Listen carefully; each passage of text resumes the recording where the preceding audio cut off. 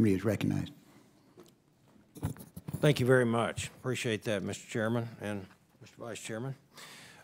First question is for Mr. Young. Yesterday, Administrator Bridenstine called the schedule of testing for JWST optimistic, and your report says the same thing. From your experience, what are your observations of overly optimistic expectations being an issue with other major NASA programs? Well, there's probably a natural tendency for projects to be optimistic. So, and fundamentally, people who aspire to be involved with projects are naturally, I think, optimists. On the other hand, there really has to be a process that both encourages optimism and balances it with realism. And so I guess we would say that that process wasn't as strong as it should have been in this particular situation. And optimism in doing a lot of the I&T planning dominated, which I think was a fundamental mistake.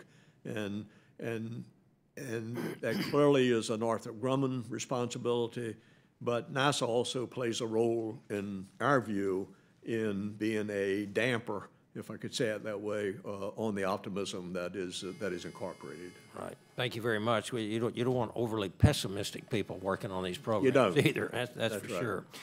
And Mr. Bush, the Trump administration has emphasized space as part of the national security strategy. Do you think that JWST development issues signal an erosion in the quality of the American space industrial base to our near-peer adversaries, thus negatively affecting our national security strategy?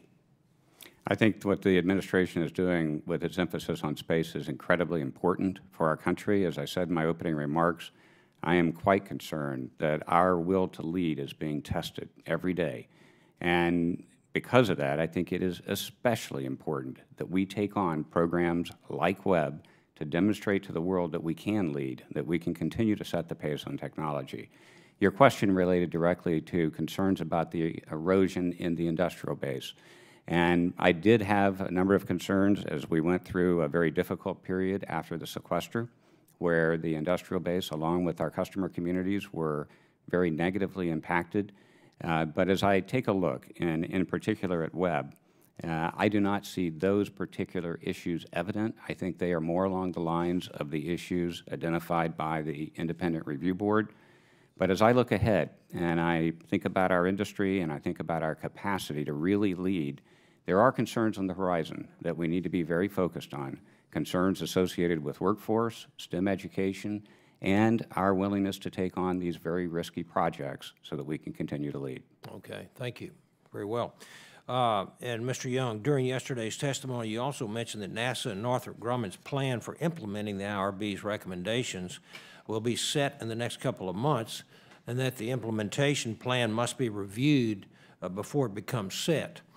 Do you believe that an independent review board should conduct this implementation plan review?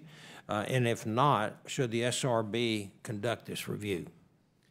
I actually think it should be the IRB to do it. The review board was the one who obviously established their recommendations. One of the things that's always difficult is putting on paper exactly what it is that a review board thinks is necessary to be implemented. So we did the best job we thought we could in that regard, but there's also subject to interpretation.